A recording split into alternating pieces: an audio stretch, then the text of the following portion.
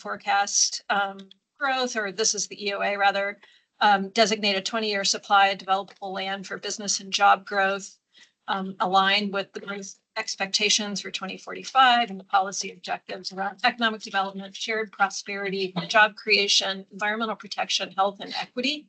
So, small stuff.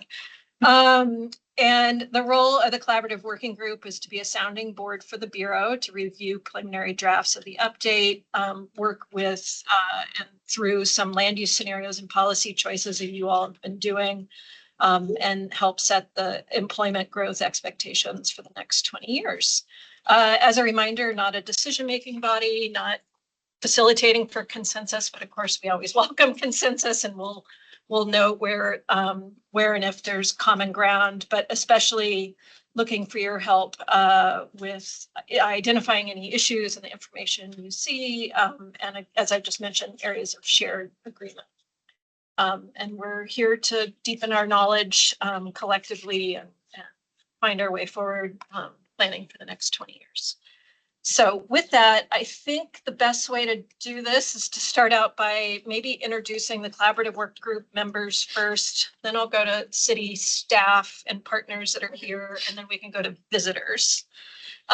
So looking around the room first, and then I'll go online. Tanya, collaborative working group member. Tanya Hartnett, Executive Director, Working Waterfront Coalition. Great, thank you. Am I next? Yes, Sarah. Sarah Taylor, Braided River Campaign and Portland Harbor Community Advisory Group. Steph Rouse, Shebay, liaison to the Portland Planning Commission. What else in the room is CWG member? Okay, and then online, give me a moment. I saw Heather. Hey everybody, Heather King, co-executive director at Willamette Riverkeeper and also the lower Willamette Riverkeeper. Good to see you, Heather. Micah? Yeah, good afternoon, folks. Micah Meskel, he, him pronouns, with Bird Alliance of Oregon, Urban Conservation Director. Thank you. Benton? Hi, everybody. Benton Strong from Vigor. Great. Any other? I think that might be it for members. Yeah. One. Okay. I think so. And there may be others. Oh, I thought I saw Cassie hop in. I think you're AI note-taking bot. Okay, No, but not Cassie. Okay, great. Thank you. So then let's go to staff and then we'll do guests, and I'll start with you, Tom. Right. Hi, Tom Armstrong, he, him pronouns. I'm a supervising planner here at BPS, and the Housing and Economic Policy team is leading the EOA project. Quinn Cicero, economic planner, he, him pronouns. Great, thank you. Sam Brookham, economic planner at BPS, he, him pronouns. Ariel Kane, also an economic planner under Tom, here at BPS, they, them pronouns. Are you at the city? No. Yes, my name is Jordan Carmorse. I'm a communications staffer with Councilor Mitch Green's office. Great, thank you. Hi, everyone. My name is Maria Sippin. They or she pronouns, Chief of Staff for Councilor Mitch Green, and also a transportation and land use planner. Welcome. Thank you for being here, and sorry for skipping over you. Oh, that's all right. We were guests though. It's confusing, but we'll at least do staff and then we'll move on to other guests. Go ahead. Hi, my name is Juliet Bachtel. My pronouns are she, her, and I'm an environmental planner at BPS under Jeff Call. Daniel Sobing, he, him pronouns, environmental planner at BPS. I work on Juliet's team. Thank you. And how about Randy? Hi, Ronnie Boyle with the Bureau of Environmental Services, and we're just listening in today. Thank you. Glad you're here. Annette. Yes, hello. Sorry, I wasn't able to put my full name in there. It's Annette Stanhope, she, her pronouns, and I am the Outreach and Development Manager for Historic Park Rose. Great, thank you. Ludwig? Hi, my name is Ludwig Salzman, he, him pronouns, and I'm with the Bureau of Environmental Services. Marco. Hi, everyone. Marco Mejia with with BPS. My pronouns are he, him, elle, and I'm with the equity and engagement team. Thank you. Ethan? Hi, everyone. I'm Ethan Brown, he, him pronouns. I'm with the Bureau of Environmental Services. Great. Kate? Hi, Kate Merrill, she, her pronouns, Prosper Portland, Metals and Machinery Industry Liaison. Great. Thank you, Kate. Julia? Hey everyone, Julia Michelle, she, her pronouns. I'm also an economic planner with BPS. I think that's it for staff. Did I miss a staff person online? And I might have muddled some things. I'm sorry, y'all. It's a free-range focus. All right, so then we'll start around the room with other guests observing our conversation today, please. Hello, I'm Marnie Glickman. I'm a volunteer with a variety of organizations that are members of the Tributary Alliance, which is an alliance of approximately 20 environmental groups in the city. Welcome. Oh, Jenny O'Connor. I'm also with the Tributary Alliance as an observer. Glad you're here. Thank you. And then online, I know we have Debbie. Hi, Debbie Silva with Oregon Steel Mills, North Portland, as an observer. Thanks. Thank you. And Susie. I'm Susie Weston, consultant with Working Waterfront Coalition. Thank you. And it looks like maybe Hector. Hi, yeah, I'm Hector Marquez. I'm the executive director of Historic Park Rose. I'm here as an observer as well. Thank you all for being here. Anyone, did I miss anyone? Amazing. Great. Well, thank you all. I'm going to hand it over to Tom to get us framed out and then get going. Yeah, so for today, what we sent out and Corinne will help us sort of present, but it's what we're calling implementation strategies. And we're especially sort of, we've talked a lot and looked a lot at what is going on in the industrial areas, but the EOA is citywide. And we have a number of other areas, other parts of the economy that also need to be addressed through this EOA. Those areas like the central city or our neighborhood commercial districts don't have the development capacity challenges that the industrial areas have. And so the conversation about what is the future vision for those areas is a little bit different and is more focused on what we're calling implementation strategies, which are what other actions does the city need to take to realize sort of and support future employment growth in these areas. And a lot of this is sort of working in conjunction with the work that Prosper Portland does and the work that's been outlined in the Advanced Portland strategy, which is more of a short-term economic strategy.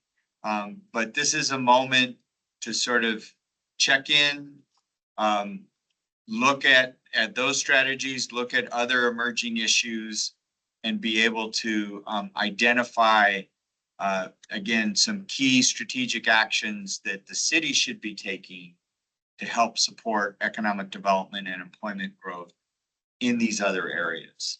And that's what we want to focus the conversation on this afternoon. And that, we have four different geographies, as we call them: the central city, our neighborhood commercial districts, our campus institutions, and then what we're calling our residential areas, which has actually in the last 8 years really emerged as a source of employment growth. I think home-based businesses, small residential care homes, schools, daycare centers. And so there's this area that we think is worth looking at to see how can we sort of support those micro businesses, those micro enterprises, because that is a source of opportunity. So we wanted to spend, we have time, we wanted to spend 20, 30 minutes on each of those areas. We had sent out a handout with our initial sort of brainstorming on those strategies. Corinne will just do an overview presentation of the geography and those strategies as a way of just making sure everybody's on the same page. And then we can just have a brainstorming conversation about do any of these strategies resonate with you? Are we missing any key actions? And what we want to do over the next couple of months is, and through the sort of discussion draft phase, is really fine tune this list and really describe so that by the end of this process, as part of the EOA, we can present to the Planning Commission and present to City Council not only the numbers, but where to start in terms of realizing the economic development potential of Portland. So with that, Corinne, why don't you start? It's actually, if you minimize that one, it should be right underneath it.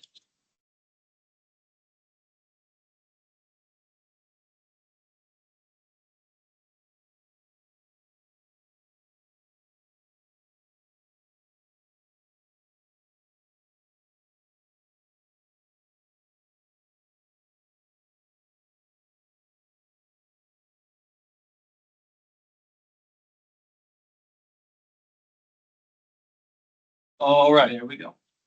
So everyone can see this. Again, today, trying to keep our presentations to you all short and have a little more time for discussion. But just a little table setting. Again, we talk about these primarily 4, and if we have time, we'll get into the industrial areas as well. First thing is just employment numbers. So this is to Tom's point earlier.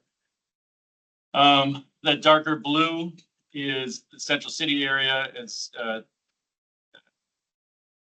you know that's obviously not just downtown. It's a lot of the neighborhoods that surround downtown. And obviously what we're seeing there, not surprisingly, is the dip around the pandemic, and it hasn't quite come back yet. The commercial neighborhood districts is in that lighter blue.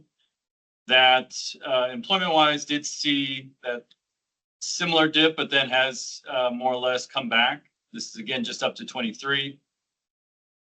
The third one there, that beige, is industrial numbers. Just sort of a slight decrease over the last couple of years.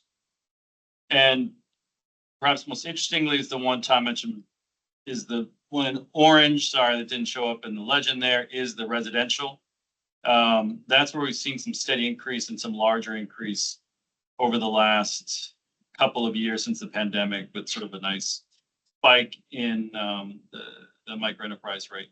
And then that darker orange is just institutional employment numbers, which have been very steady. I would say for today's discussion, things to keep in mind is that employment in Central City has dropped a little bit. Obviously, that does play into some of the vacancy rates with the office and the idea of surplus capacity of maybe how we get creative with activating some of that space. And then the kind of residential employment. I mean, as this chart shows, there's actually more people working out of their homes than there are in our campuses and healthcare and those kind of institutional uses. So it's good to keep in mind how large that actually is these days.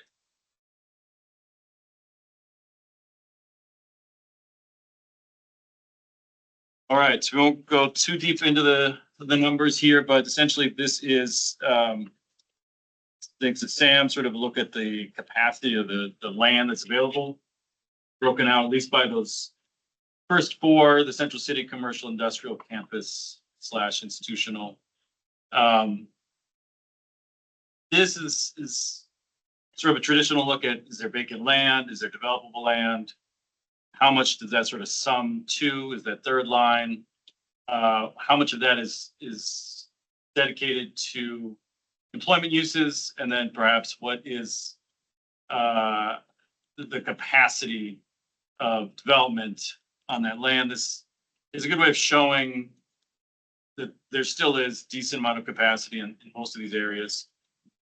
We obviously haven't started to build in what the growth expectations of these are, but there's a snapshot. I think some land available. Sam, am I interpreting this one adequately? Yep.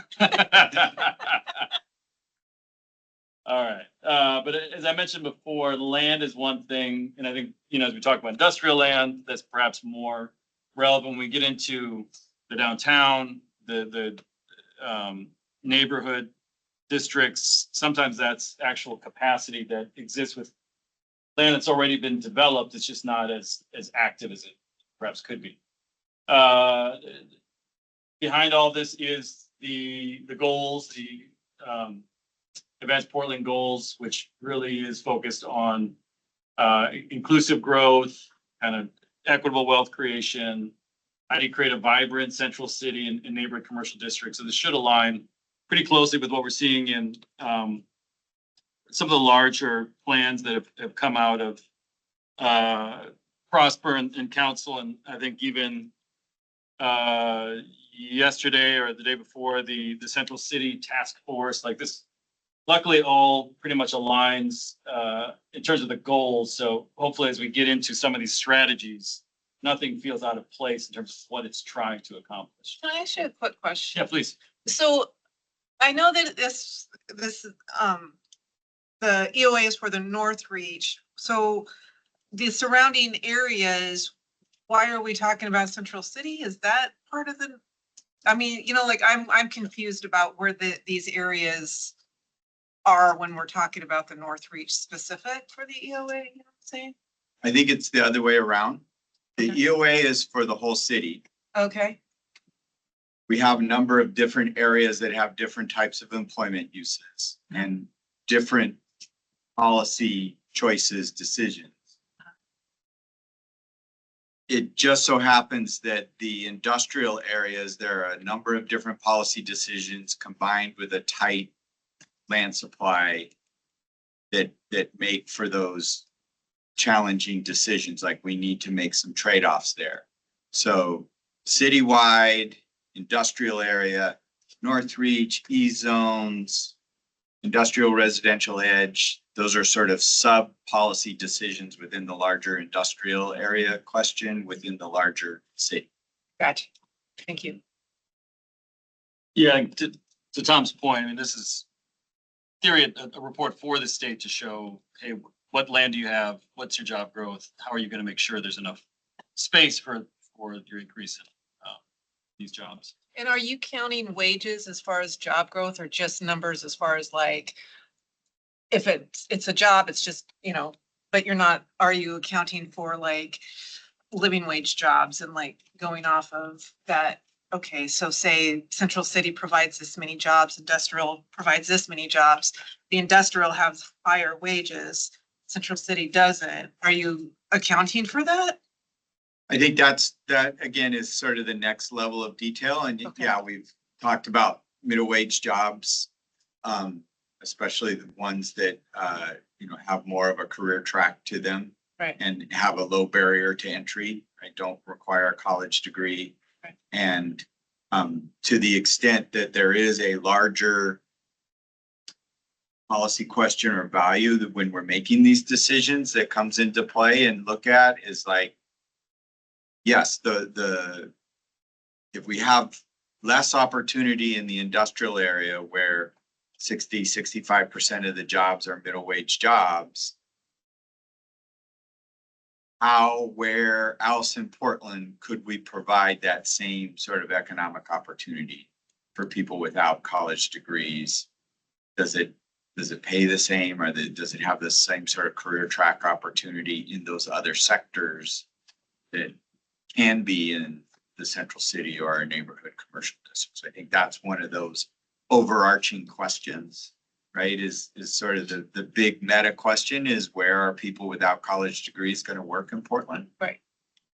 And to the extent that we have a constrained industrial land supply and we make decisions to further constrain it, that has an impact on that economic opportunity. Do we want to do that there? Can we make up for that opportunity elsewhere in the city? And what strategies, what changes do we need to make? Programs do we need to support those middle wage jobs, whether it's in an industrial area or commercial? Thank you. The way we are brainstorming these ideas again for unlocking additional employment growth in these areas, we're trying to keep to what we would consider to be what we have a little more leverage over impact on when it comes to the public sector, to land use and zoning, permitting, and then certain kinds of funding or programs. So that's, we love to tell private employers all sorts of things they can do, but we have to sort of filter this a little bit from the onset as to where we have a role, I guess, in promoting job growth. So, Benton, do you have a question? sorry, I didn't, yeah. Yeah, just quickly, kind of a follow-up on what you just said. When you look at that and you think about the policy levers that the city has for potentially, I guess you'd have to stoke some sort of growth in those sectors, right? Are you thinking about growth in the existing business footprint of those sectors? I don't mean geographic. I just mean like you have a sector, it's existing, those businesses could grow. Or are you assuming you're affecting strategies that might attract new businesses or grow new businesses in the city? Basically make an assumption that something that currently isn't happening might happen if you change current policy. Yeah, it's a great question. I think my response would be, and then Tom, I'll let you go. We're doing a lot of analysis based on the sectors. The strategies we're presenting here are a little agnostic in terms of the sector. They're more kind of unlocking the almost the physical spaces you would need regardless of the sector, the type of industry you're in. But how many? I think it is a both and situation where the existing businesses sort of provide us that foundation, the cluster, if you will, of that represents sort of Portland's strengths. And so I think we want to look at strategies that help the existing businesses grow and thrive, and then also be open to being Portland being attractive to recruiting new businesses either in those sectors. I don't think we're and the Advanced Portland strategy doesn't do a whole lot in saying, oh, we want to jump into this new sector and have Portland grow. I want to say like back in the 90s, 2000s, like we had a whole effort around biotech and tried to grow that as a business, a spinoff from OHSU that I don't think really took off in that way. And so I don't think we're identifying new sectors to sort of grow a new cluster of businesses as much as we have these existing strengths in these existing sectors. We want those existing businesses to grow and maybe similar businesses to come to Portland. Does that make sense? Yeah. Yes. Yeah. That's a helpful thought process on the inputs, and I think it's useful to know that you're thinking about existing types of businesses. That's helpful. It just is a question like wherever we go from this, you're not the only input to making that happen, right? So we'd also need to understand what else has to happen around citywide policy and probably private sector partnership in order to actually achieve what you're hoping to achieve with a decision like that. Right. For our purposes, we're writing up the EOAs, the main document. We'll have some of these strategies within that, and then we're hoping that for kind of a handful for each one of these areas, we can get into some more detail on actions, strategies, etc. Point being that we have currently 43, 44 of these ideas. I don't think we want to end up with 43. It feels like a lot. So for today, I'm going to read through some of these concepts. And then I want you to think about, is there anything missing? Is there anything that maybe feels unnecessary and we could remove it? Or if you have thoughts on what feels like a higher priority, that would be helpful context. So I'm going to roll through some of these. I don't know how many of you all got a chance to read through these. I'm just going to read sort of the concepts here, and then afterwards, happy to clarify any of these ideas as well. But again, we're starting with Central City, and I think the theme with a lot of these is flexibility. So the first idea here is to expand the by right adaptive reuse provisions in commercial zones. So obviously the office to residential conversions, but also just kind of creating general flexibility that doesn't exist now or could be more refined. I know it feels a little counterintuitive to have office residential. In this case, obviously, there's a very high office vacancy rate. The logic within this is if you can activate certain parts of the downtown with more residents, we think that'll have sort of a multiplier effect on retail and some other users downtown, just in terms of the ethos of activating your central city. Yeah. So just hypothetically speaking, if we're doing, so we had the housing regulatory relief project a couple of years ago that, among other things, waived first floor commercial. This is just out of curiosity, waived first floor commercial for new residential projects. If there was a reuse that did an office to residential conversion for an entire building, could that waive the first floor Activation requirements or? Yes. Yeah, I mean, I think that's the kind of nuance we're trying to get to, is to sort of build off of the work that was done a couple of years ago, and maybe even try and iron out some of the details, because currently there is the ability to do a lot of office to residential conversions. I think when it comes to some of those elements like first floor, that's where we would start to dig in, I think, a little more with some of these ideas. It's almost an academic exercise, it's so difficult. But. Yeah. But it's one that we're doing, and it's sort of one that, is there something more that we could do to further support that than what we did in the housing, what is it? Housing regulatory relief package that was passed 2 years ago, waived a lot of development requirements for 7 years or 5 years in order to help stimulate housing production.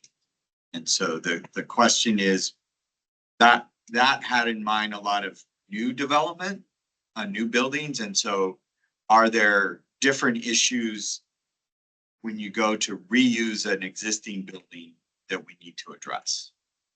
And making sure that sort of we've cleared the path for that reuse. I'm going to roll through these next three, and then maybe if people have thoughts or clarifications, feel free to stop. The targeted zoning code and map changes for catalytic projects. This is, if there was a specific project in Central East Side or something that felt like it would benefit from perhaps the allowance to go higher, a building height example, you know, that would be the kind of thing this would be opening city to contemplating. Adaptive reuse, allow more employment generating uses. This is, looking specifically at CX zones and whether light industrial, sort of more that R&D, makerspace, logistics, not heavy industrial, could function within some of these areas. And then more flexibility around interim uses, pop-ups, et cetera, and perhaps waiving some of the expectations around parking, display, et cetera. So I'll pause there. Any Micah has, clarifications? yeah, Micah, go ahead.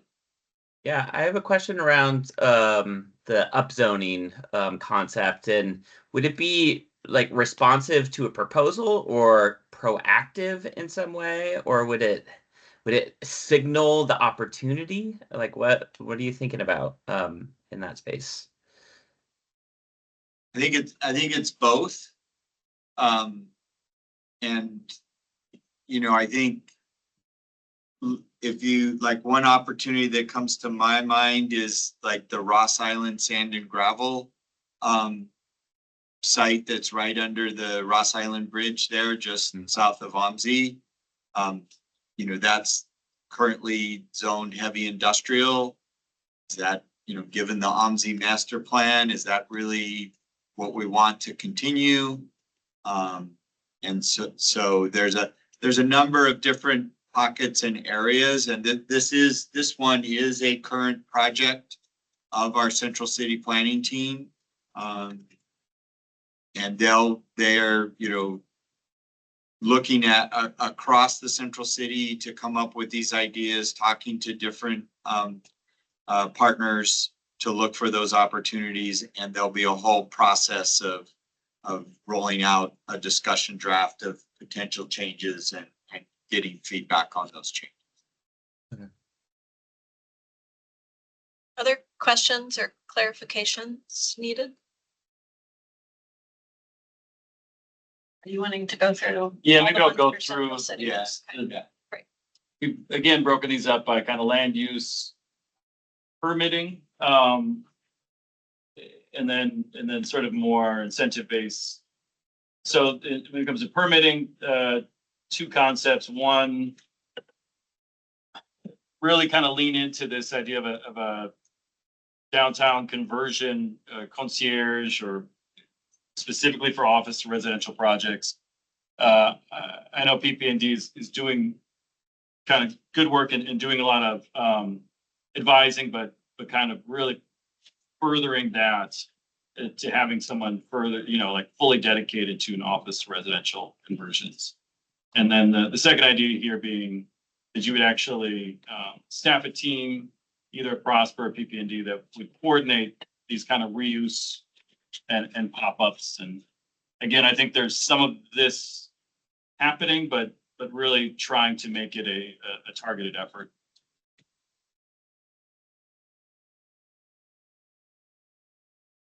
Keep rolling. And then the last ideas here related to Central City are more on the funding and programmatic side.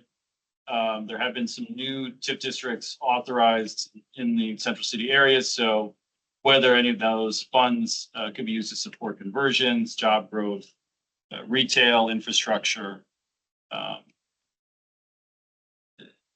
Happy to get into details on TIF, but essentially that is a funding mechanism. Offer tax abatements for grants, or grants for office residential projects, pair with perhaps SDC waivers or bonus FAR. Grant and technical assistance to fill vacant space, and then kind of creating some of those permanent shared streets, street art, public-private, cultural anchors. So again, with these ones, it's just, can you continue to activate Central City and perhaps where needed, help fill those gaps that might exist either at a large scale or a smaller scale to fill some of these spaces. So I'll stop there. Any thoughts on any of these, the zoning, permitting, funding? Again, is there anything missing that you think was not included here? Is there anything we maybe feels like necessary, or is there anything that really feels like you'd be excited to support? So I think Kate raised your hand. Oh, I just wanted to flag in. I saw that Sam saw my comment. The enterprise zone was expanded to cover downtown as well, and that's another incentive along with TIF. That's a great point. I mean, isn't this all stuff that's already happening? I mean, and you're working with Prosper on all of this with the TIF and the grants and all that? That's what all this is about, right? Some of it is happening or will happen soon. And this is an opportunity to sort of reinforce that, like, here's how it fits into a bigger, broader picture. Some of it is already on like the Advanced Portland to-do list that just says, okay, yes, that's still a good idea. And then there's opportunities for new ideas. And, you know, it's been 2 years since the Advanced Portland discussions. And so, you know, how has Portland situation changed? Are there new different strategies that we need to implement? I'm just, I guess, you know, because I also come from you know, I was the district manager of St. John's for a while. So I worked with Metro Portland and Prosper Portland. So I guess this just is very familiar to me. So I'm just kind of like, I'm curious how this fits into the EOA compared to what's already happening. And I know that a lot of resources are going into stuff like this already. So it's like what resources from the EOA do you need for this when this is kind of already, like, there's already a basis for it? Just curious. I think it's more there is a basis for it. It's not done yet. And the EOA is an opportunity, and a lot of these things like were talked about with the previous council. And therefore the EOA is another opportunity to say yes, to re-endorse these ideas as yes, these are still good ideas. We should still keep doing it. Right, because Prosper is just standing up the advisory committees for the TIF district. And so it's an opportunity to say, like, maybe not be all about residential, and don't forget, we need to grow jobs too. And here's some things to think about for that. Or, you know, it's just a way to keep nudging these ideas forward so they get implemented. Gotcha. These are, sorry, 1 second, Sarah, I believe these are strategies that are supposed to be getting you toward your 20-year growth expectations, right? So whether they're continued or new. Well, I think this is exciting. So I just want to just say that this feels exciting to me, and I appreciate it. So just I think there's so many ideas that could come out of this. I mean, it's just really exciting. I think that I work in Lloyd Center and then Green Anchors. Those are two very unique employment areas, and some of you have been there, and that's in St. John's, as you know, a place that has 49 small businesses, a pollinator garden, a beach with a floodplain riparian zone, an event space, many nonprofits.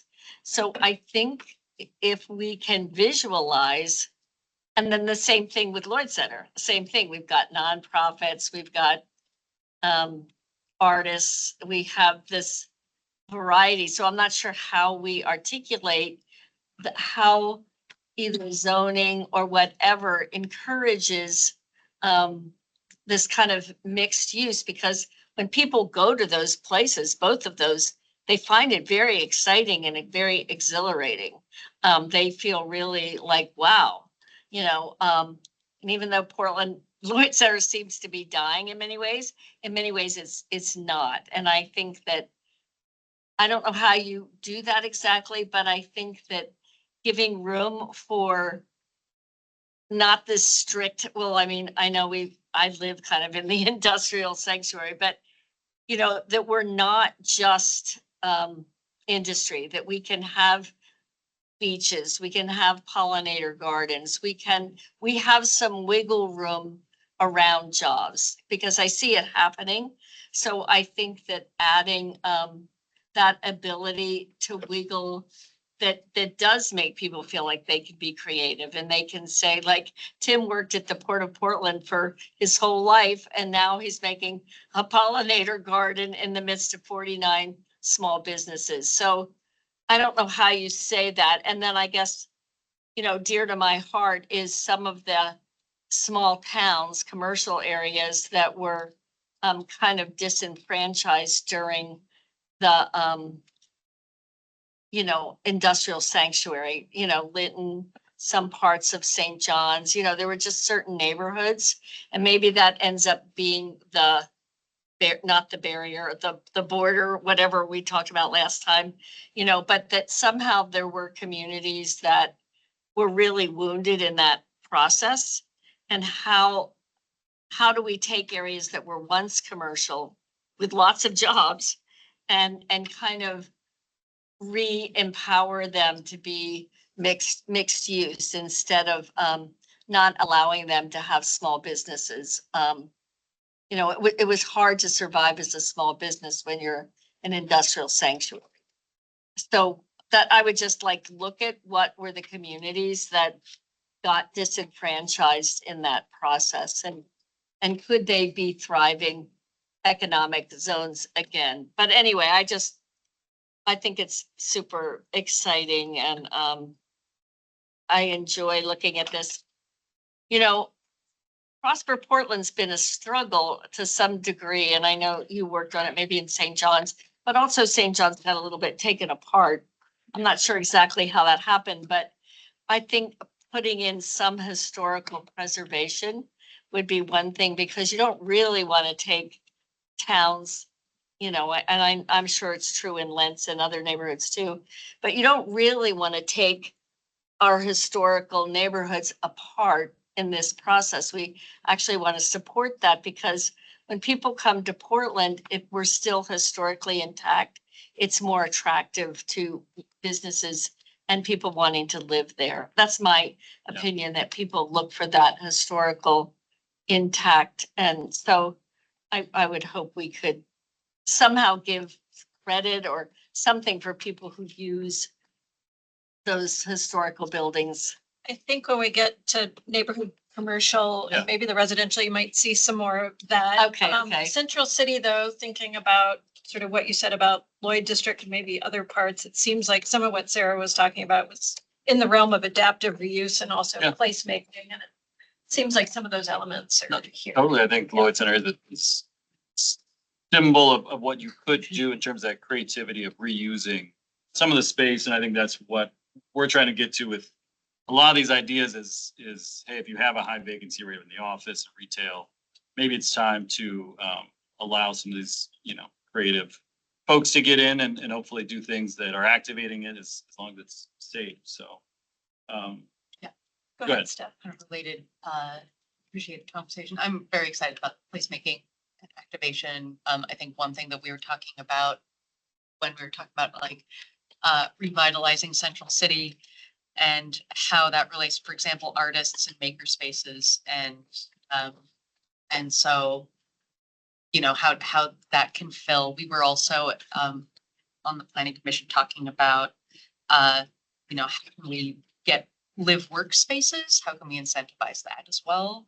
So that's a question I have. Do you have a question about, and I'm prepared to be completely wrong and misremember, but one of the, going back to activation on first floor, particularly of new developments, are there constraints on who can occupy and who can rent from the lenders, from the bakers themselves? I mean, I think that comes down to at least. Yeah, but is that a? The contract you have with your lender, they may.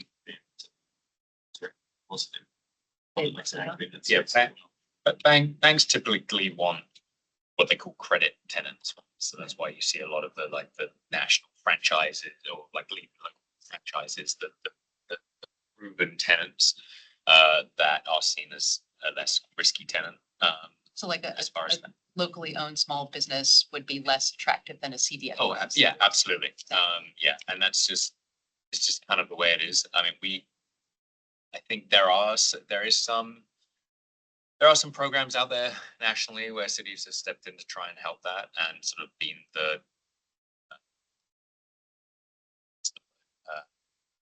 basically being the guarantee guarantor for some of those to help those businesses. Especially when you got something like the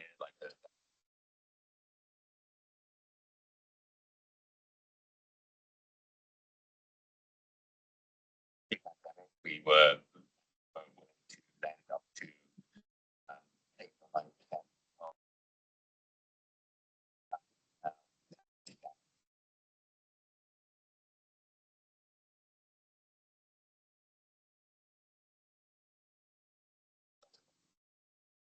Yeah. Hey, just whoever's talking is not audible online. Yeah, Sorry, Sam, you might be just a little bit far away from the speaker and. This always happens to me. I'm sorry. You can jinx it. It's, yeah, I was gonna say, it's biased against British accents, apparently. I do wanna, oh, go ahead. Yes, so I guess my then point based on that is just like a question of how to make sure that grants and technical assistance are supporting locally based, like advantaging locally based businesses and are not backfilling to developers and then just to creating permanent shared streets. So excited about that. And also that there's that tension because we are talking about in an economic development, that tension of privatizing public space and making sure that we're making this a vibrant downtown for everyone. Thank you. I saw, Micah, would you mind voicing your comment in the chat? Because I think not everyone's hooked up to chat right now. Oh yeah, it's similar theme to what Steph just shared, but on the second placemaking and activation, amongst the different concepts around repurposing streets, I think complete street vacation should be one of the concepts considered to further activate spaces, not just for parking and auto use, but for commercial use and public use. Okay.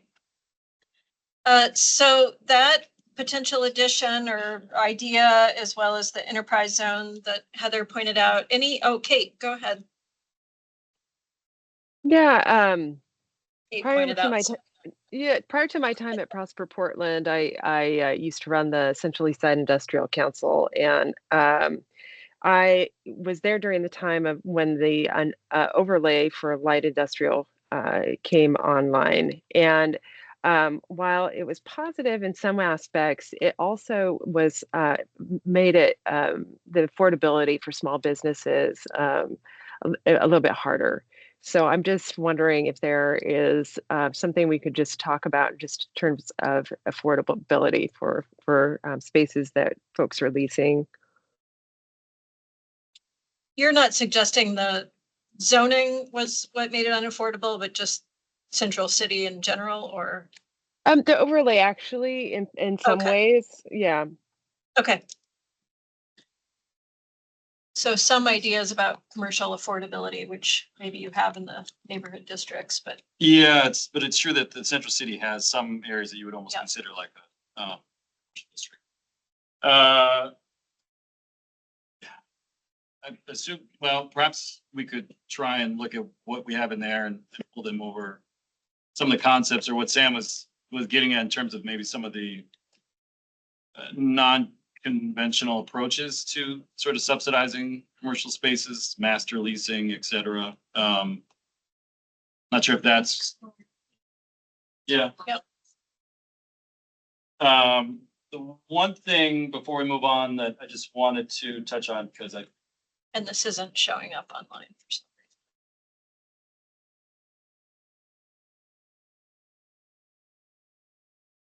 reason.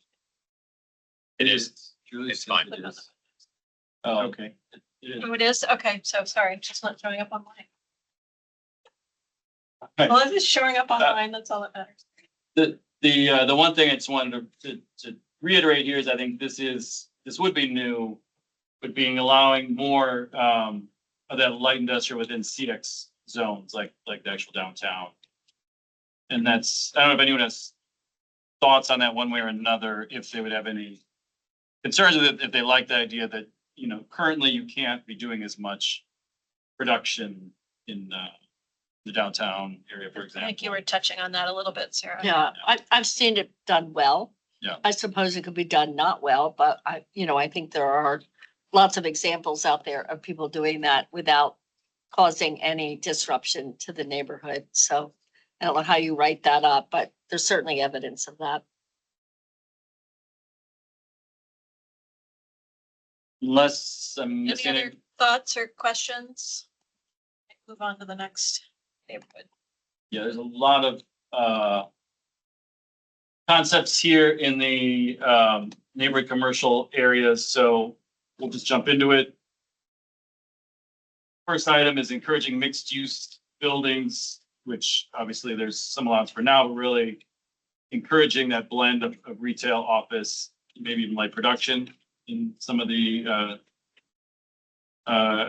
commercial areas or the neighborhood commercial. Overlays that permit production, again, kind of we were talking about that, almost that artisan and local production in traditionally more retail corridors.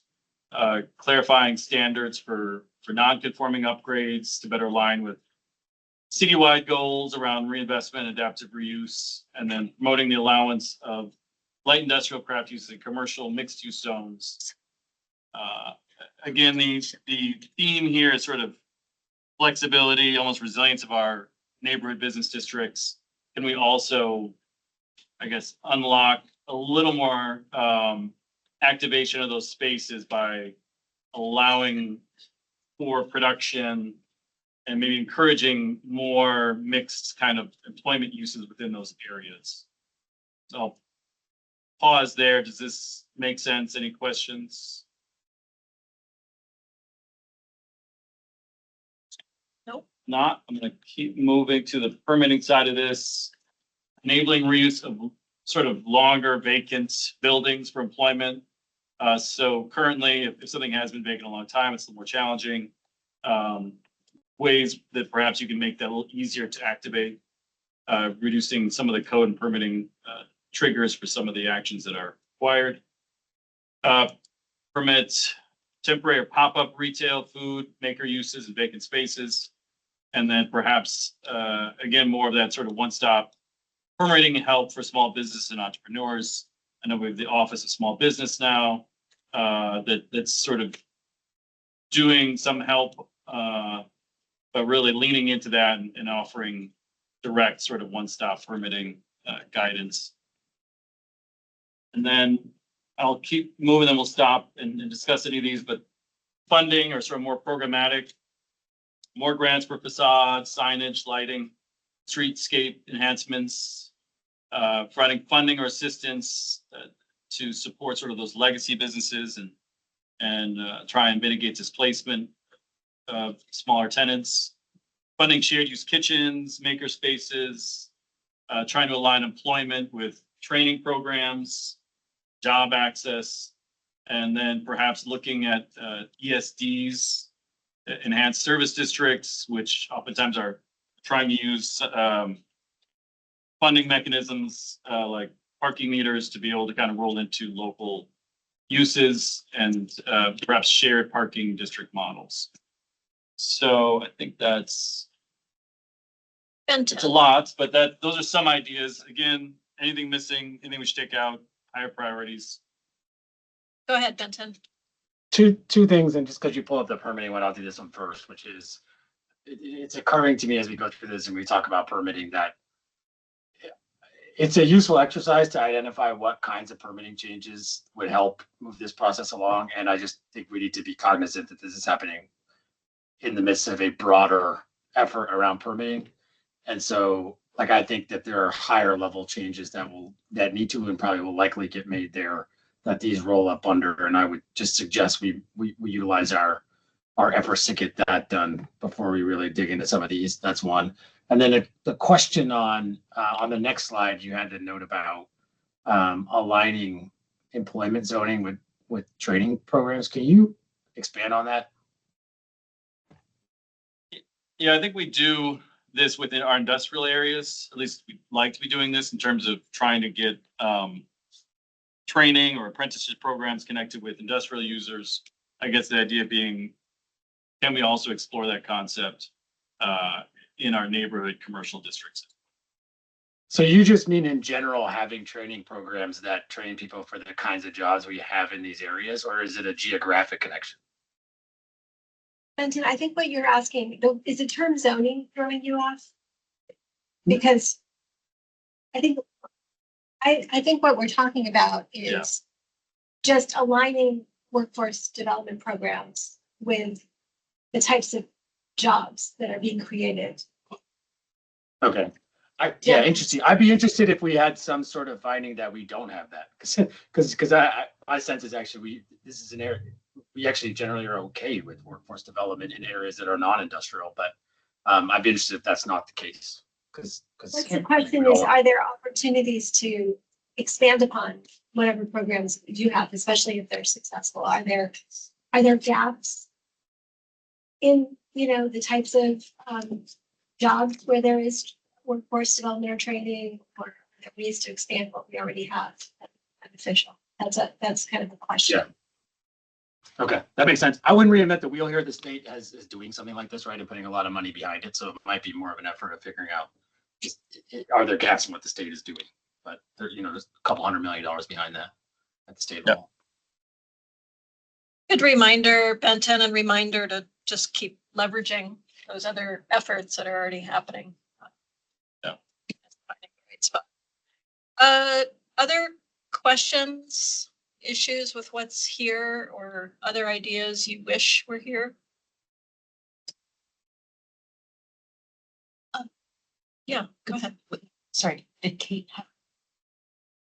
I think Kate put her hand down, but maybe I. Well, Benton asked the question for me. That's the first thing. Okay. I'm really focused on workforce right now too. So great, thank you. I guess maybe a question around workforce, because I think going back to institutional zoning, right? That includes healthcare, assume, and educational. I'm just curious. I don't know that we have anyone on the.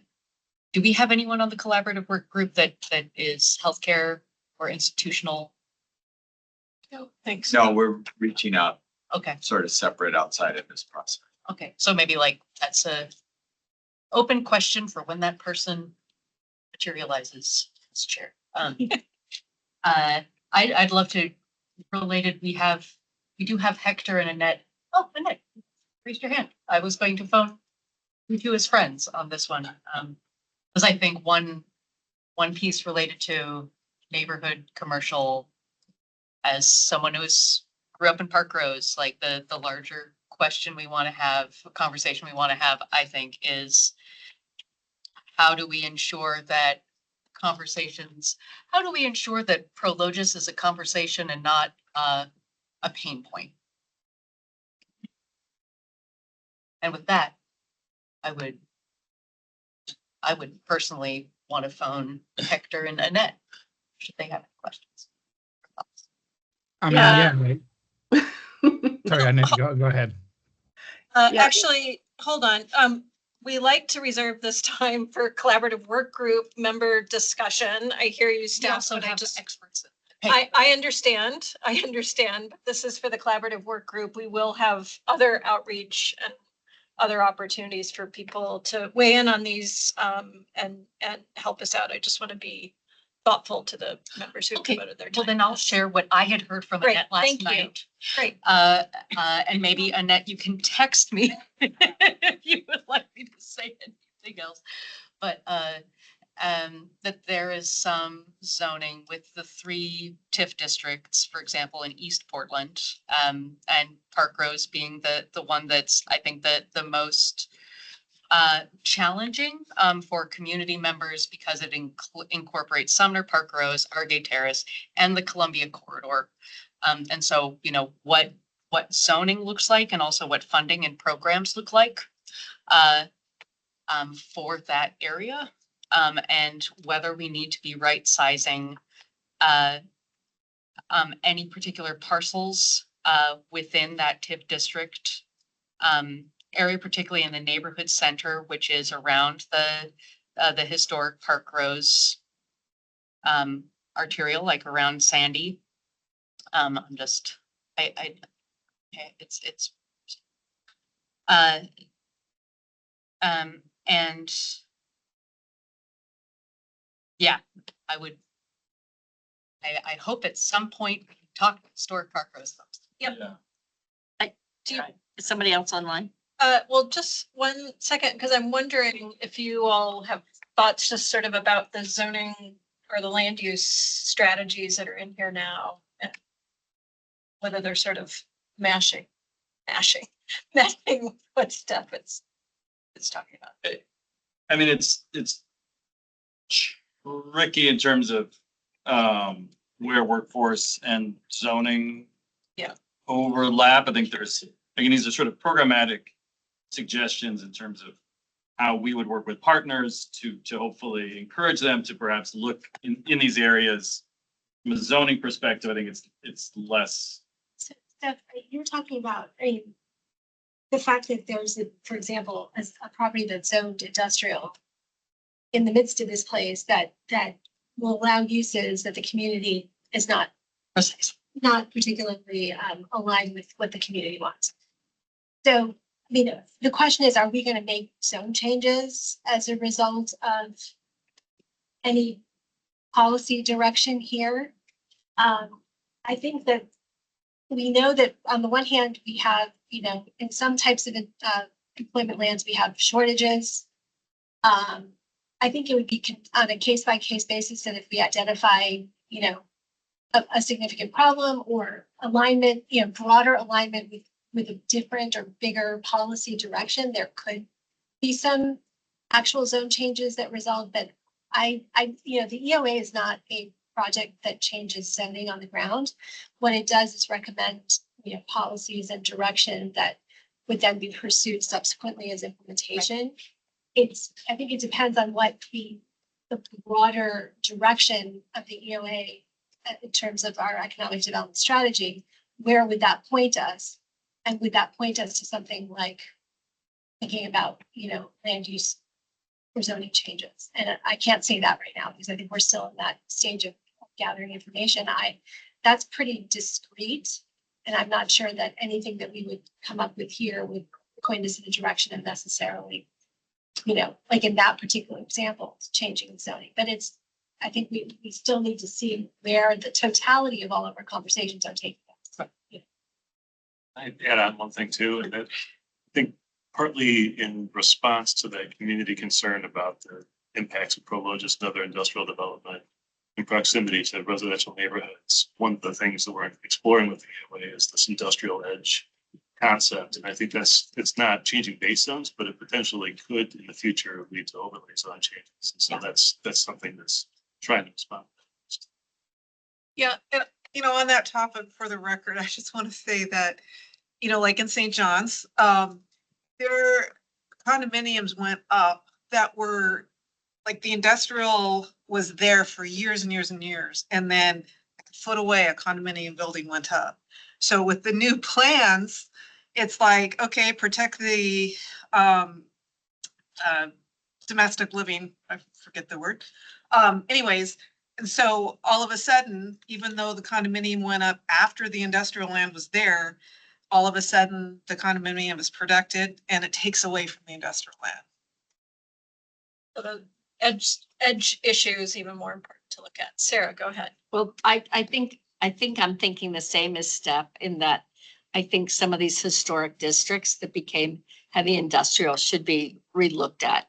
I'm not saying how that will be done, but I think that it's important that they're relooked at as vibrant economic opportunities. But this is one thing that I've had on my mind for many years is we have neighborhood associations and we kind of have started underusing them. And I used to be a neighborhood association chair. So, and I was a principal. So there were kind of, I would think, when you're in a school, you have to study what's going on in your school. You don't just like have meetings, you have to study. So I always thought that you could give neighborhood associations jobs Like, I never felt like the city asked them real questions, like, and I'm not saying they wouldn't need like little trainings or whatever, but you could say, look at your neighborhood association right now. What are the jobs? You know, what are people? I know it won't be perfect, but like who's staying in the neighborhood to work? Who's kind of going out? And they could put that in their newsletter. They could have an open house, whatever. But I think that there's a lot that neighborhood associations could tell you about what's going on with housing, employment, safety, and that it's a great resource. And I think it's fair to ask them some of those questions. And now we've got the district land use offices as well. I mean, it could be done through them as well. And hopefully they would go out. But I just think you can really use them in really great ways. And I think they could tell you, this is where we're hurting. And, you know, or this is where we're feeling really strong. Sarah, so PMO does that. So PMO was a city thing, and they've reached out to all the business associations, and they have weekly or bi-weekly meetings with all the business associations from St. John's, South, West, East, and it's a great program. So they are kind of doing that. And there's neighborhood associations that also come to the meetings as well. So it's a pretty cool program. It's the, do you remember the? Portland Environmental Management Office. Well done. Yes, I took a class last year on it. Environmental management? No, on acronyms. No, what's that? Or emergency management, maybe? It's the group that was put together to kind of. Yeah, Ann Hill heads it. So like the livability. Yes, Issues in livability, neighborhoods. crime, all of that. Yeah. I think, you know, that's a little bit more tactical in terms of areas that have, I don't know, different kinds of, you know, issues they're dealing with. I think, Sarah, what you're talking about is a little bit more generally, what is the condition of neighborhood districts and the commercial areas of neighborhood districts, or if there are adjacent or closely, you know, in close proximity residential and industrial areas, hearing from the neighborhood about their observations about that. And so those are both, they're related, but slightly different things. I think they're both, you know, potentially interesting sources of information to inform.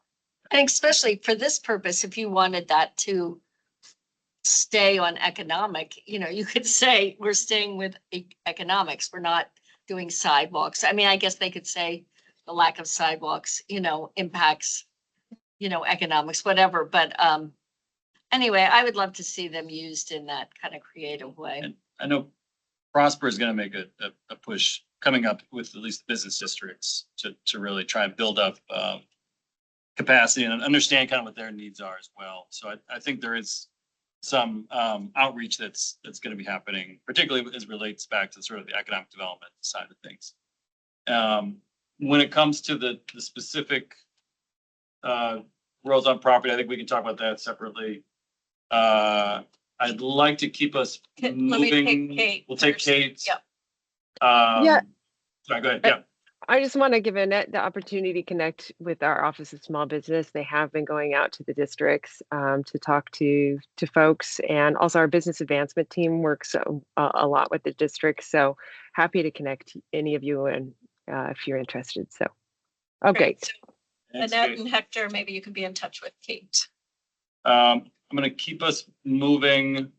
The one thing I'm going to finish up with, though, when it comes to neighborhood commercial districts is kind of like with Central City. One of the ideas that would be a little bit new is opening things up a little bit to more production and being able to produce more goods within those neighborhood districts. And I think obviously we have to figure out what the nuances there, but that is something that is kind of baked in here. Is just how can you allow people to also be making whatever it is, purses, kombucha, whatever, on their main streets, as opposed to having those kinds of activities be segmented out. So campus institutional is another geographic area that is part of this. As we mentioned, it's been employment wise, kind of slow and steady, but there is projected to have, I think 2 to 3% employment growth. And the idea here is a little more about sort of integration of campuses and these institutional users into the surrounding areas. They can sometimes feel a little bit walled off or isolated. So I think the idea here is perhaps while the sort of CI zones were made just 7 years ago, 2018, we could do an assessment of how well those have been going. But also starting to look at what are those non-core functions and whether they could start to be allowed in your neighborhood sort of commercial districts or other ways that perhaps you can start to integrate these institutional users with their surrounding communities a little more. That sort of third point there, whether there's any design standards or mixed use, kind of soften that campus edge. And then even look at if there are areas within those CI zones that could add a little bit of density if that's possible as well. So that's land use. I'm not sure. I think permitting, the only thing we come up with was perhaps allowing a little more flexibility and bypassing some of those conditional use processes for predictable development types. Any funding or programmatic would be if there is any usage of those same tools, tips, redevelopment funds to unlock any land constrained campuses, link campus growth to commute reduction, so sort of more of a transportation focus, and then aligning institutional hiring, perhaps with, we talked about before, workforce and maybe the neighborhood workforce goals. So again, theme being sort of how can you integrate some of these users maybe with their surrounding areas. Is that any questions? I know this is kind of a unique usage, and as you brought up earlier, we don't have great representation within this committee from these kind of entities, but folks have thoughts. Can someone please recap what is a campus institution? What's generally qualified in Great these point. areas? Yeah. It's our large hospitals and colleges. So Lewis and Clark, Reed College, PCC campuses. PSU. Well, Or is PSU that is side more of in the the central central city, OHSU, Yeah. but Providence, Legacy, Good Sam, and Northwest. Back as part of 2016, 2018, as the previous EOA, we actually created a campus institution zone. So that moved many of the campuses were having to do these 10-year master plans, and similar to what Tanya was bringing up before, like Reed College is saying, we've been here for 100 years. Why do we have to keep having this discussion about whether we should exist or not? And so we shifted more to we created a zone for them, allowed a certain amount of growth of these institutions, and as what is really focused on the transportation impacts that happen on the surrounding area. There's some development standards for the edges, but really what their 10-year conditional use master plan turned into is a 10-year transportation impact study. And Micah has asked in the chat if workforce housing specifically is allowed for hospitals and campus institution zones. Do you know? Residential. Yeah, I believe, there are allowances for residential uses, but they do have to be connected to the institutional use. So student housing or workforce Sponsored by the housing, hospital or something. not necessarily market housing available to anyone. You have to have a connection to the institution. Thank you for helping us. Benton, go ahead. Just on this discussion question for TDM, I think we think about this in the industrial side too. I mean, I think I would imagine, but it'd be interesting to see if there's any specific data on this, that the barrier to stronger mode shift incentive is actually on the transportation and infrastructure side and not on the development side, like that if both the land is too expensive, so you either can't build more housing on it, or that housing is becoming too expensive, so your employees are moving further away, making it impossible for them to use other modes of transportation, and sometimes even hard to use public transportation. That's a major issue. Or the campuses are having to become more spread out because of lack of available land. Both of those things would be more of a transportation problem or a cost problem than it would be the desire of a campus, I think, to move toward a mode shift for their employees. And I think we can speak to this a little bit also from the industrial side, with where, you know, we are oftentimes regulated under statewide commuter production programs, but the problem is an infrastructure one. Like, you can't really ride a bike to Vigor, right? So that's also true, I think, for some of those institutions, even though they're better connected to transit than an industrial site is. Yeah. Good points, Benton. And as Tom mentioned, you all are also talking to institutions and reaching out, but for those of you here today, any other ideas about other strategies or questions or concerns about the strategies here? I know I'm talking a lot, but I do think, just looking at St. John's mostly and other neighborhoods as well, the industrial edge goes into the commercial neighborhood.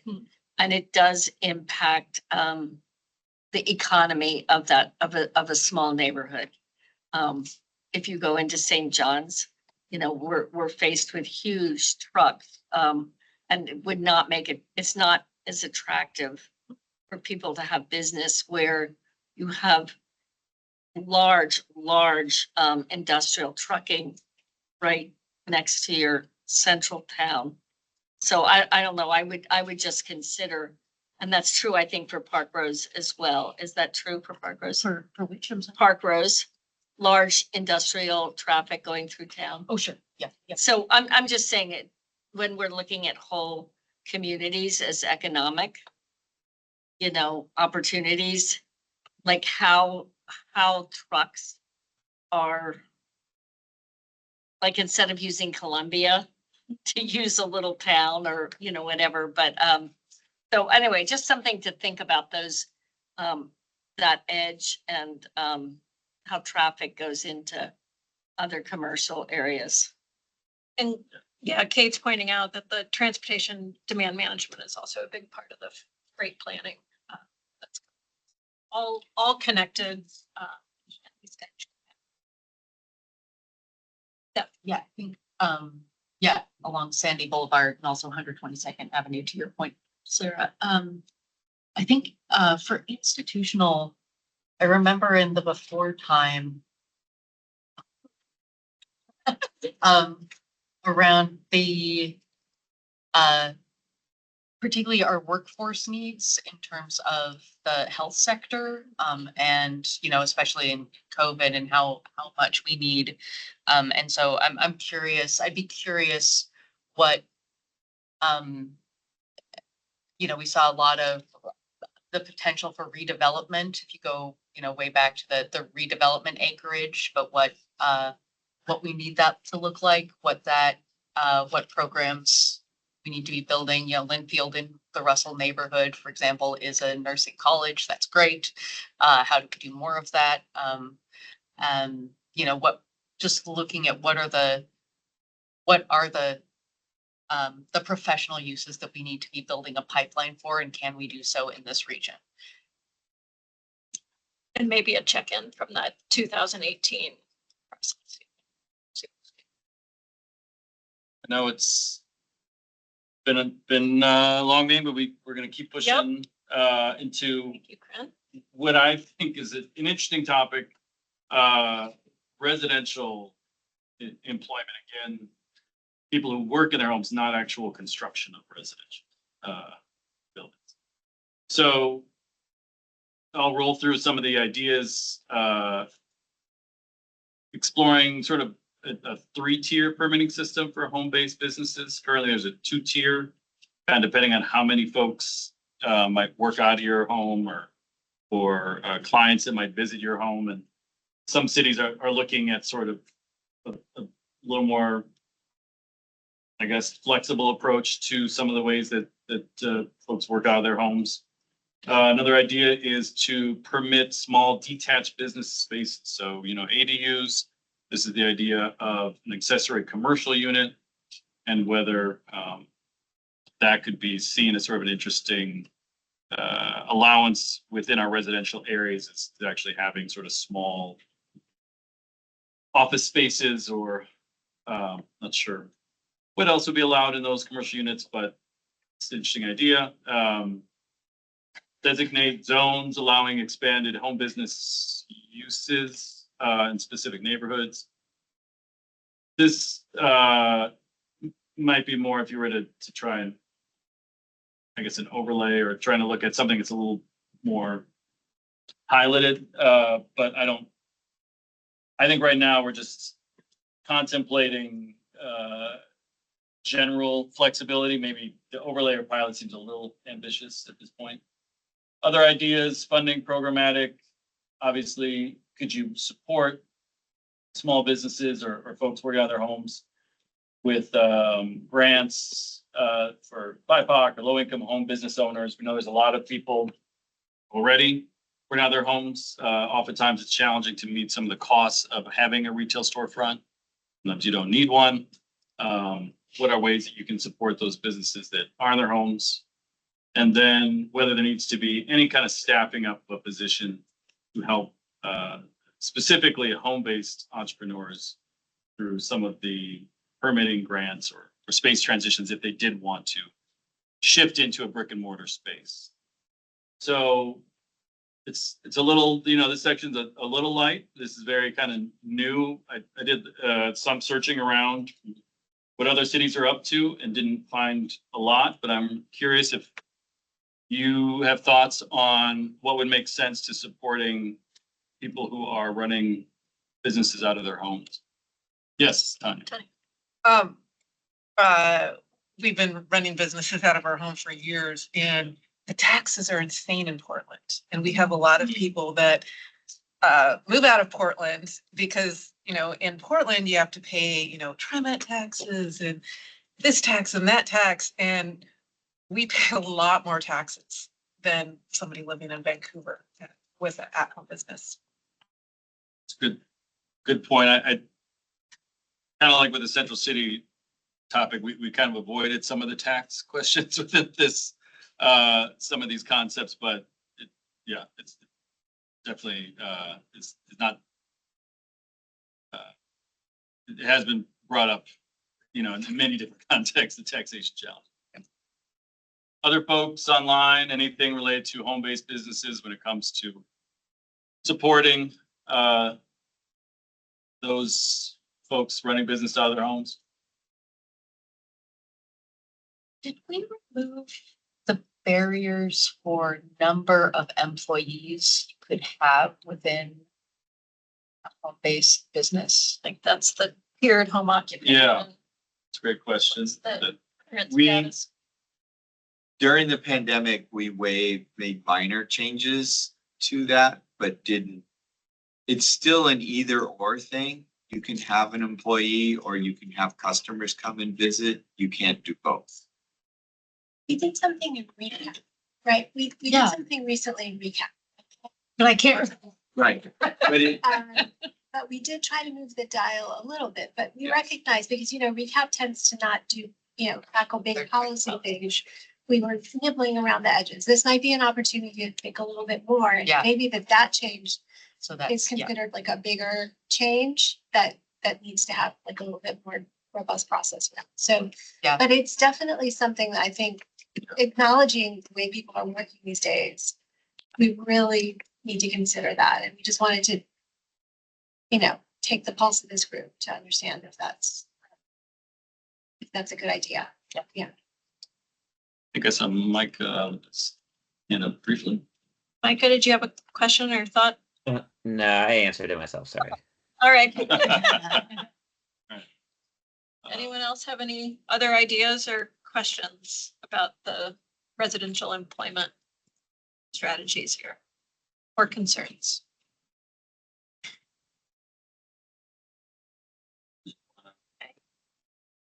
Yeah. Okay, well, So, I mean, we have time. We didn't send this out, but we've kept working. And so if we want to pivot to the industrial areas as what might be potential strategies. Some of this is coming from our discussions that we've heard. Some of it is coming from those other studies, like the Portland Industrial Land Readiness Study, the Brownfield inventory. You know, as part of those, we've done a lot of interviews with industrial businesses and developers to sort of identify what are barriers to development, and you know, where could the city help reduce those barriers. So we've got an initial list that we can sort of preview today, and then just get initial reactions, and then we can pick up this conversation in July. So you want to? Yeah. I can run through some of these. Again, we'll start today, but it won't be the end of the conversation. First item being, again, within permitting, allow concurrent permit reviews. We heard that sometimes it can be challenging, obviously having to do one after the other. So can you actually have some of these multiple permitting processes going on at the same time? The next item, sorry about that, allowing the SDC payment deferral for targeted employment-based projects, similar to what's being sort of allowed with housing. So can you wait to pay some of those SDCs? Third item being permit developer installed signals off plan. Again, this is a little bit nuanced, but whether developer can actually install some of those transportation infrastructure and then essentially be reimbursed. Is the goal there being to kind of not slow down some of the redevelopment that's happening, even related to public spaces. Increase transparency on cleanup phases.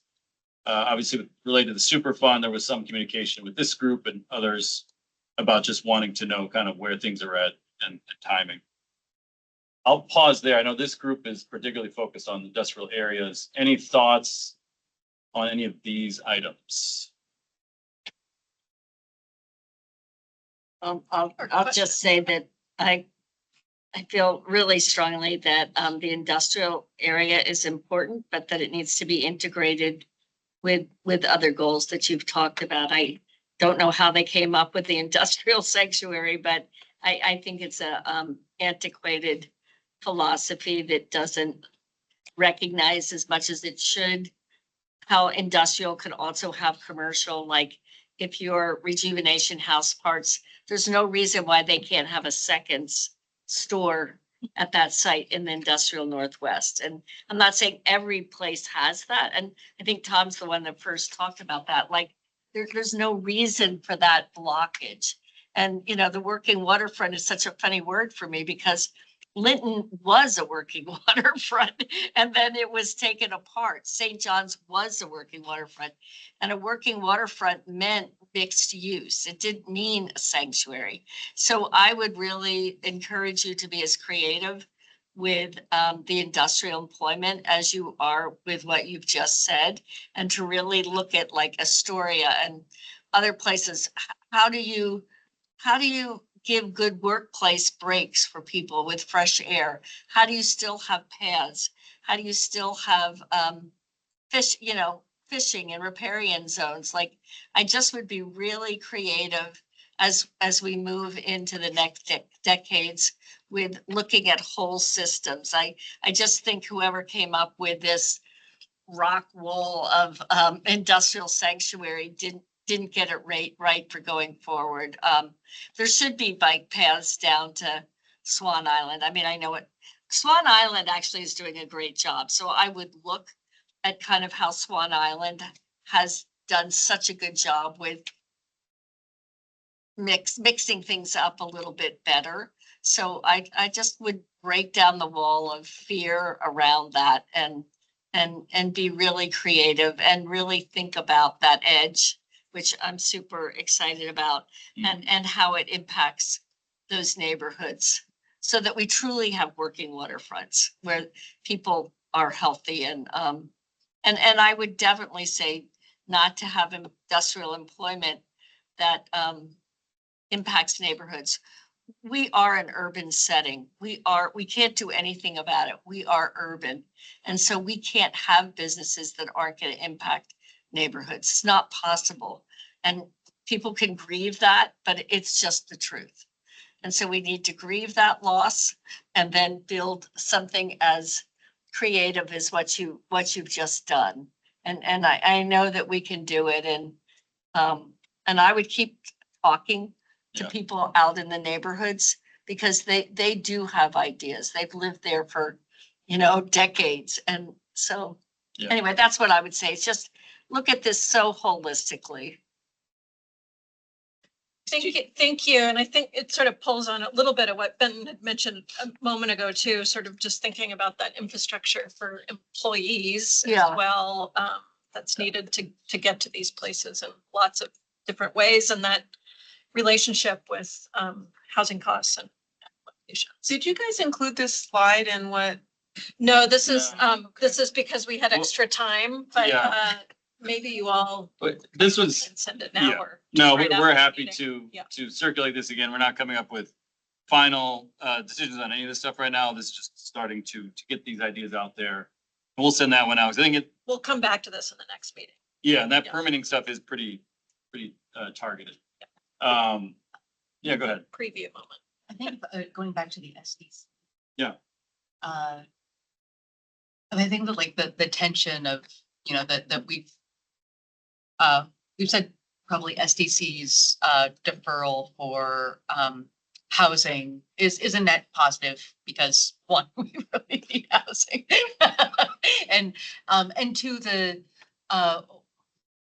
my assumption is what we imagine that we will see in the next few years. Like it doesn't, the system developments that we will require are, not an energy level above, what currently exists. But meanwhile, for the, the inner east side for all, they're working on a plan, of like, what is that capacity? Like, what do we need in terms of capacity going forward? And how do we need to build that out? And what do we need to be thinking about monetarily?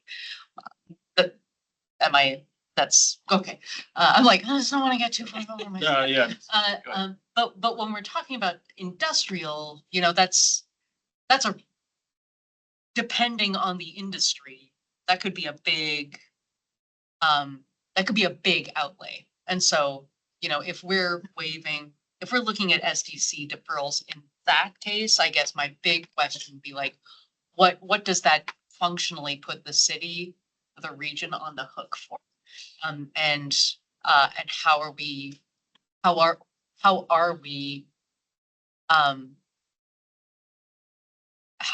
underwriting that capacity, that additional capacity? Does that make sense?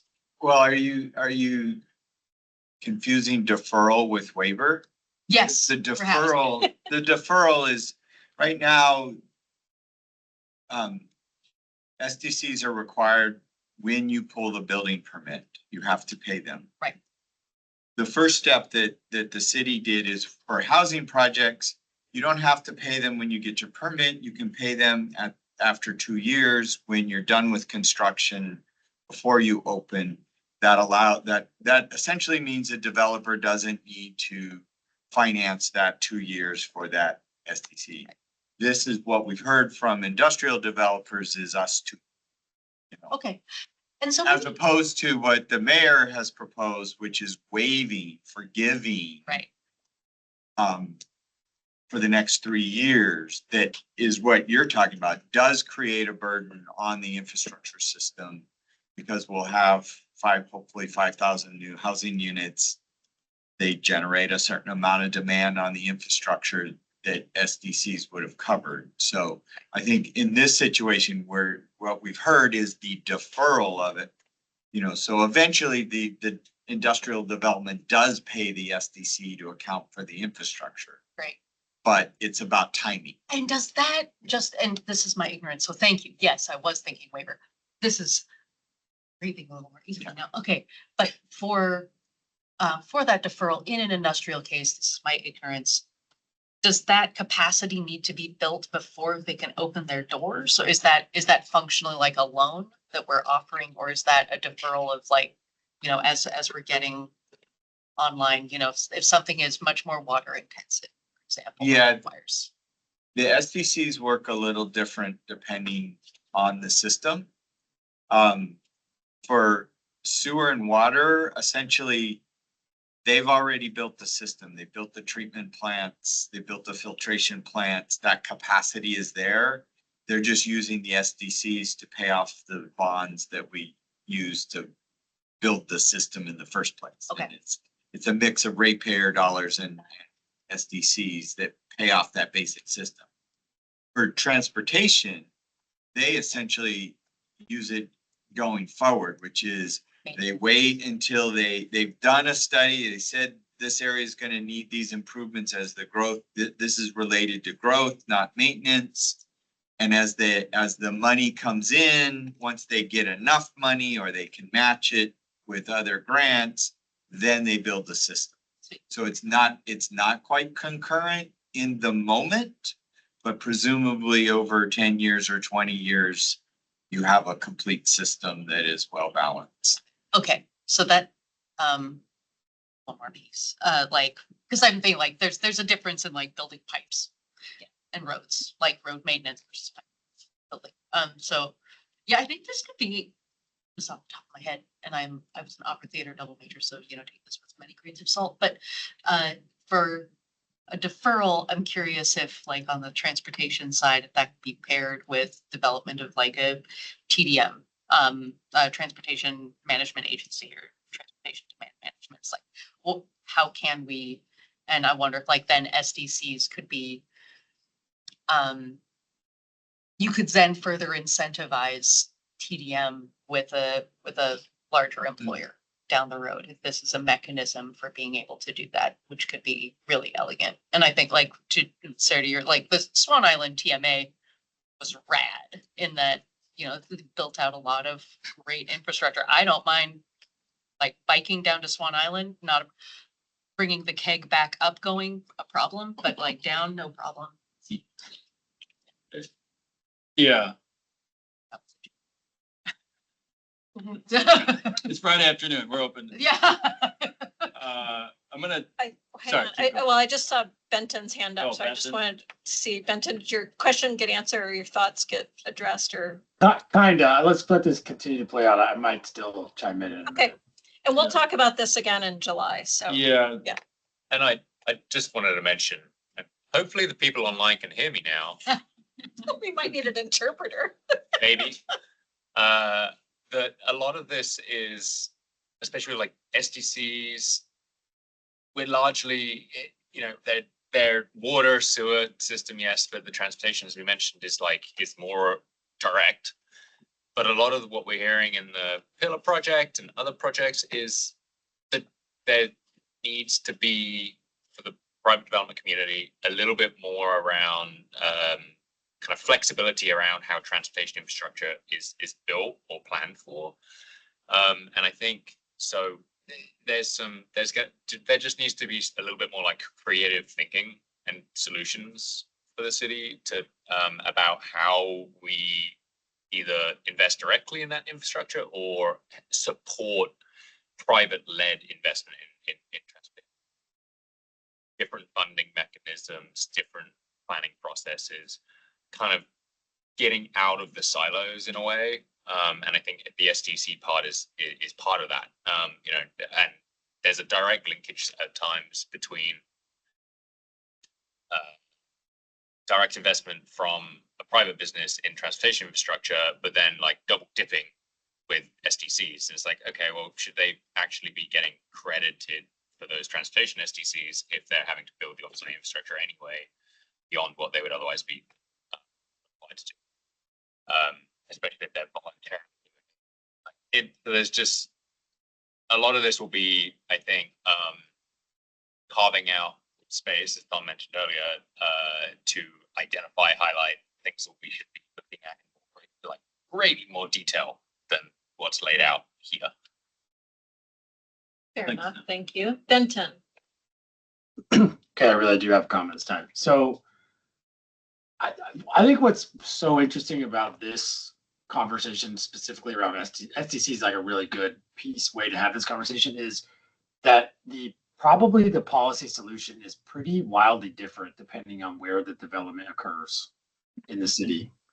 And so like, I mean, I was just sitting here trying to think about Swan Island, like one, there's highly unlikely to be, except for what Daimler is doing, there's highly unlikely to be some massive development. But if there is, it's a large employer who's already sort of built into a plan for how they have to manage transportation and mode shifting. And so with, the capital outlay to get them to go there, having a deferral is great, but that's an unlikely thing to happen versus the earlier conversation, out in Northeast or somewhere else within the city, the transportation specific impact is more broadly felt than just the people who work there, right? So it's a different need.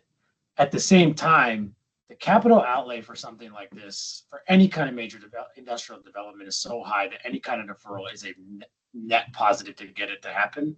And I would just sort of underscore with the reminder that there is no SDC if the development doesn't happen. So whatever we can do to sort of stoke the development, that's the point of this. Right. But I just, this is one of those ones where a citywide policy probably is not going to make sense. You probably are going to have to determine what parts of the city make more sense for one of these things.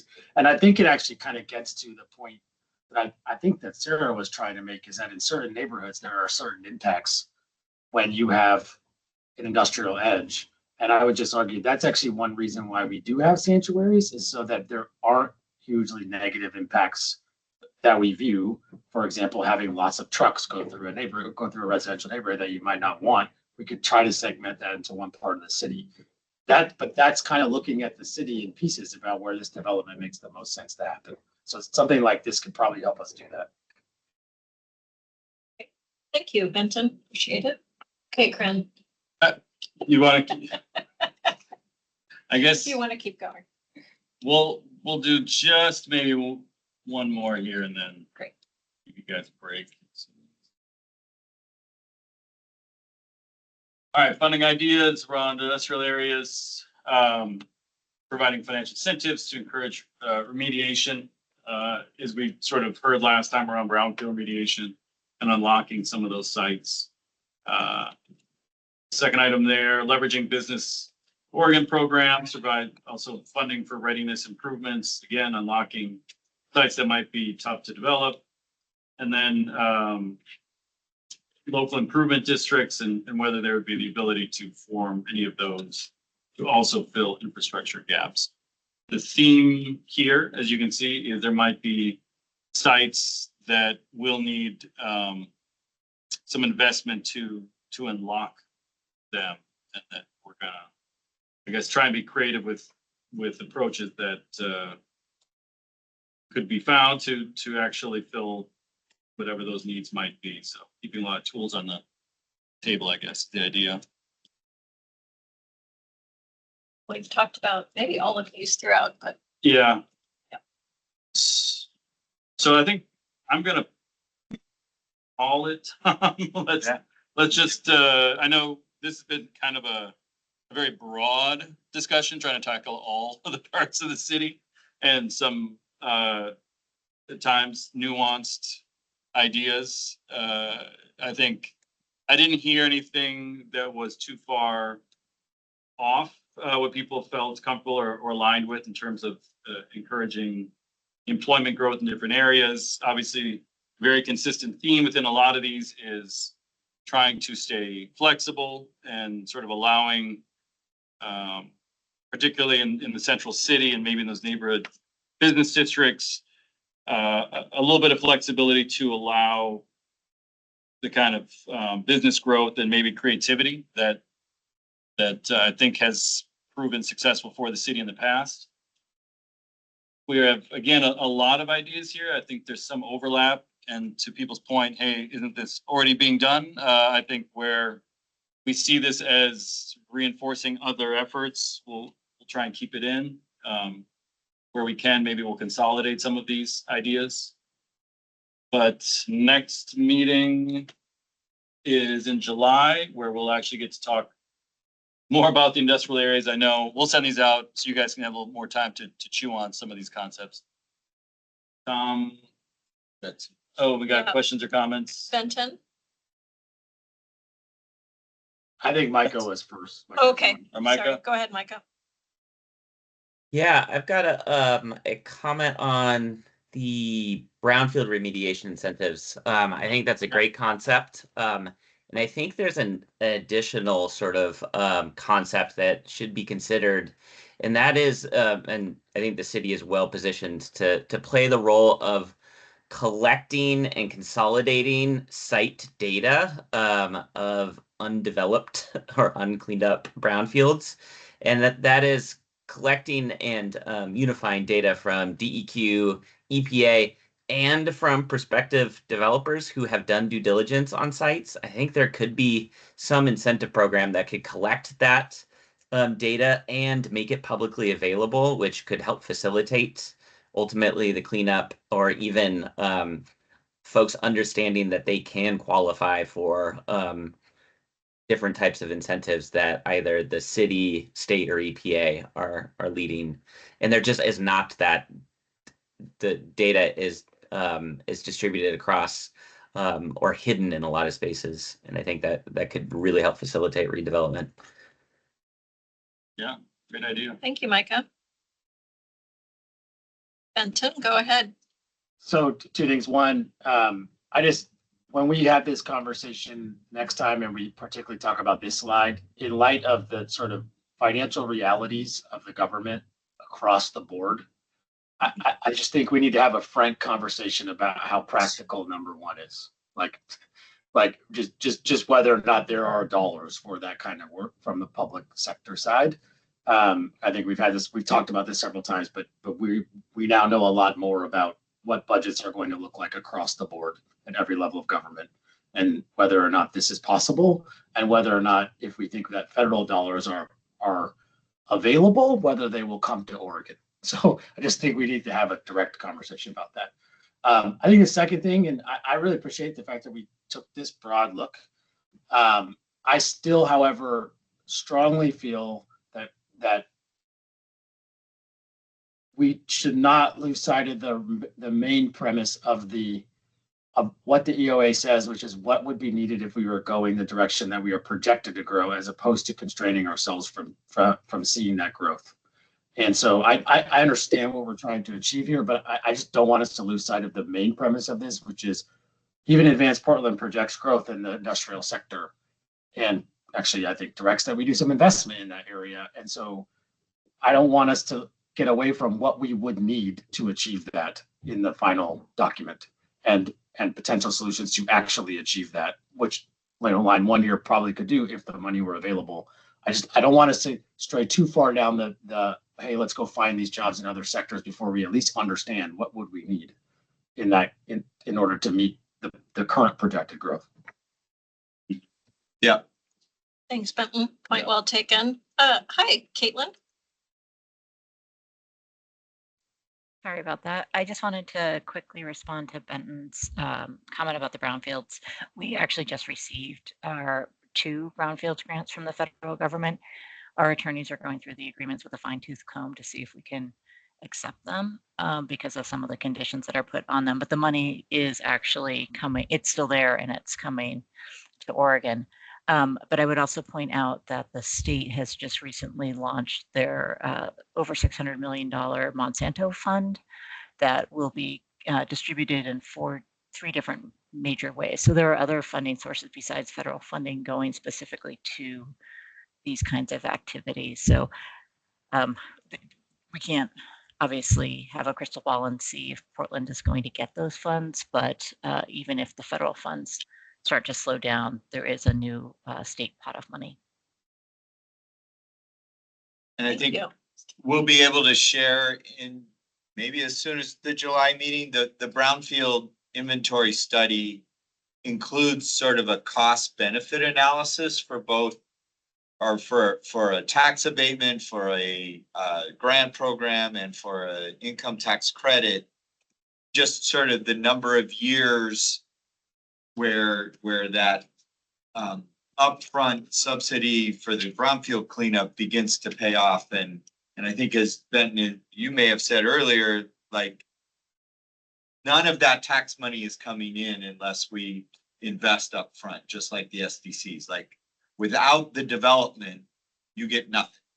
And so what we're trying to show with that study is, like, if we did a tax abatement, you know, after 10 years or 12 years or whatever it is, you begin to see a net positive benefit pay off down the line in terms of public tax revenue coming back in. But I get your point about the financial realities, the fiscal reality. Additional comment or question, Micah? Yeah, are we gonna quickly cover slide 26, or are we done with industrial employment growth? We thought we're gonna go over these next time. So without opening that can of worms, unless you guys really want to keep moving, I think we got time next meeting to review some of the other ideas that we're kicking around.